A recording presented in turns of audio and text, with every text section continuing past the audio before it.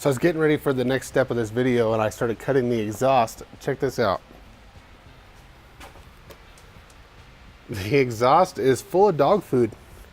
Hey guys, welcome back. I got some fuel line, so hopefully today we can run some fuel line from the fuel tank that we installed in the last video up to the front of the vehicle. There's a few things I have to do in preparation for that. I need to get the exhaust system out of the way. I just showed you that clip with the dog food coming out. And then there's also a bracket on the frame rail that might interfere with me. It is for the old shift linkage. It can be removed. We're not going to use that. And it's going to interfere with the exhaust system anyways, so that has to come out. Here is that bracket that kind of sticks out. I don't know where the exhaust is going to end up. I'm sure it's going to end up right where that bracket's at. So that definitely has to come out of the way. If you look at this side where the old fuel line was run, it was run right along that path. So I definitely want to get that out of the way. So that's the plan for today. Let's see if we can get that done.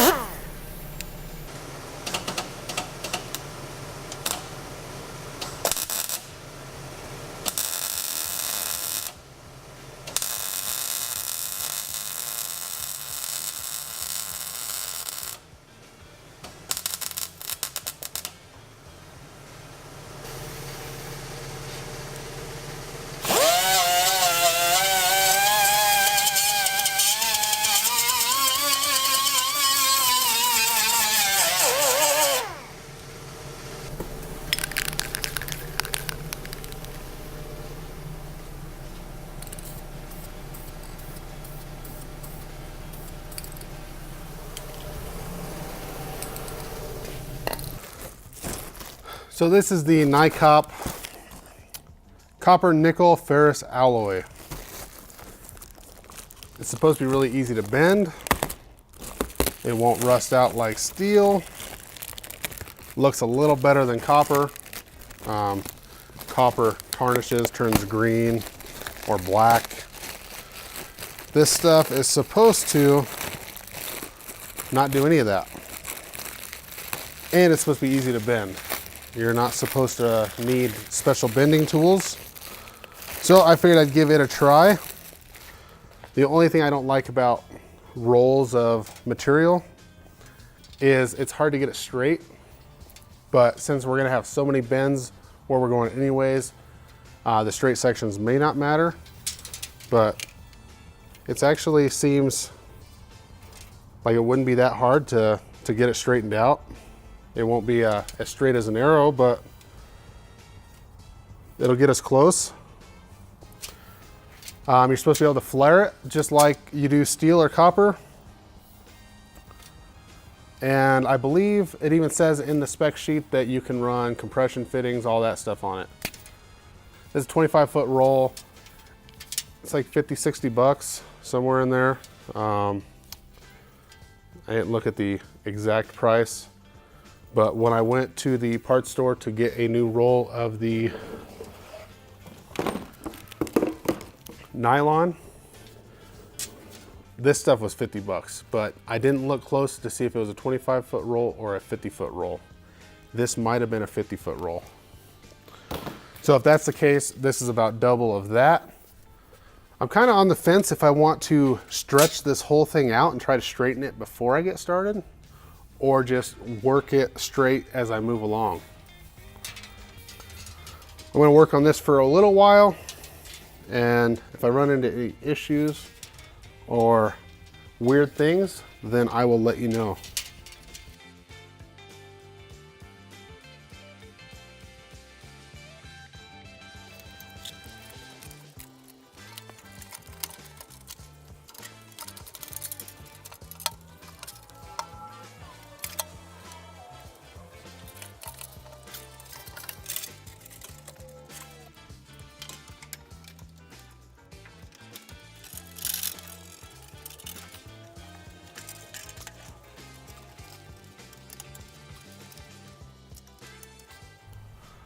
So far I have the line run down past the fuel filter, give myself some extra room. Once I get stuff secured, I can tweak this line a little bit where it goes up and over, but it's pretty similar to the other side. I kind of want to ride the frame rail so I don't have as much just dangling out there. And then it comes over here. There's the other line, the old line. It comes into the inside of the frame to hit that mount. This side over here has a hole right there, so I'm hoping I can put a bolt into that hole. I'm just going to tap that hole to a 5/16 thread, hopefully, and use that coated clamp to hold the line, and then I can move forward from here.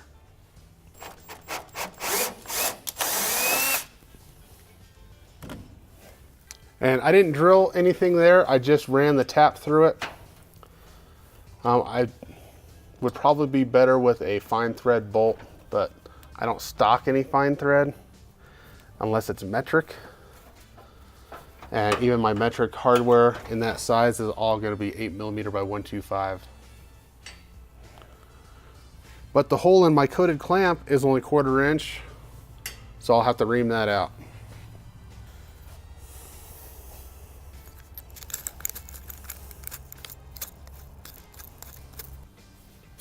Now, if you've ever tried to drill one of these coated clamps, it's quite dangerous. It typically, especially if you're holding it in your hand for one, but it typically tries to grab the drill bit and just fold itself up. So what I typically do is clip it in the vise. I don't like to clip here because it normally breaks through the rubber. And then either use a reamer to ream it out to the next largest size, or use a unibit and punch it out. That's what works for me. If you have a better way, let me know down in the comments. Now, we don't want to go super tight with this because there's not a lot of meat that I tapped into on the frame. There's really only 1 or 2 threads. We're just going to snug it up. The alternative would be to put like a riv nut or a nut zerk in there, and that'd give me a lot more threads to bite into. But this doesn't have to be super tight. It's really just holding this line, keeping it from vibrating. I'm going to move on with the rest of it, and I will let you guys know when the next hurdle comes up.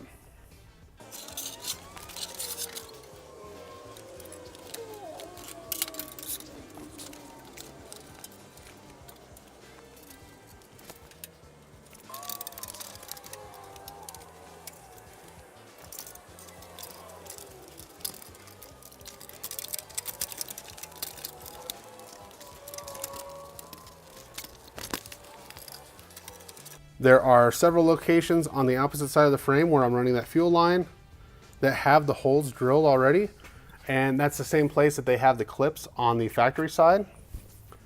So I'm going to go ahead and drill a bunch of these out so that they can work with those 5/16 bolts. And some of the holes I'm going to have to tap by hand. I don't have room for a drill.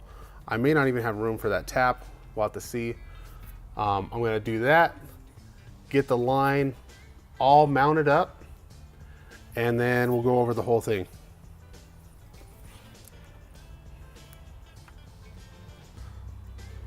So I got most of the fuel line run.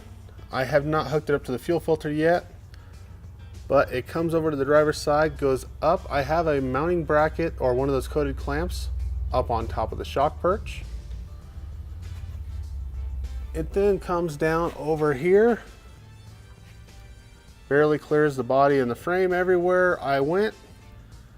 I still need to wipe it down and do some minor tweaking, but you want to make sure that there is no line to frame or line to body contact, because as it vibrates, it'll wear through. Goes back over to the inside of the frame. I have the e-brake mechanism unhooked right now. I did put a piece of rubber right there just because I have it bent away from the body, but I don't know if it'll stay there. And also the e-brake mechanism is pretty close to that. I don't think it'll rub. It looked like I had about 1 inch of clearance, but until I get in the vehicle and actually apply the e-brake, I won't know for sure. So that may have to change. Then goes up next to the transmission, comes underneath the e-brake cable, and then I just have it going up into the engine bay. I don't know where I'm going to end up with that yet. One of the other options I have is to run a line down the back of the engine from up by the fuel rail. And then once I get back here, I could do a short section of nylon to allow it to flex. Not quite sure. I won't know how my mounting system is until I get the new fuel rail. So I'm going to hold off on finishing the engine side. I'm going to leave it here for now. I do need to finish this, so I need to put a flare on it. I already marked it. That will allow me to attach it to the fuel filter. But I don't know how this stuff reacts to flaring. They say you can flare it. So I'm going to do a test run over on the bench with a piece of scrap, and then we'll come over here and cut this and fix that up. I think I'm going to wrap the video up right here. I got that NiCopp fuel line, that 3/8 line, run from the tank all the way up front and got it mounted along the frame. I still have to flare the end of it and get it hooked up to the fuel filter. I also want to redo the fuel tank vent line. I don't like the way it turned out with the nylon. It kind of has a kink in it here and there. And plus, after I got it all done, I realized that if I want to pull the tank out, I have to unbolt that line and take the vent off the frame. So I want to change that, and I think I'm going to run it in the NiCopp and build a quick disconnect fitting. So then I have 3 quick disconnects from the tank to the vehicle, and if I ever want to take the tank out, I just have the one plug-in, unhook a couple lines, and we're good to go. So that'll probably be in the next video. Thanks for watching, and I'll see you guys next time.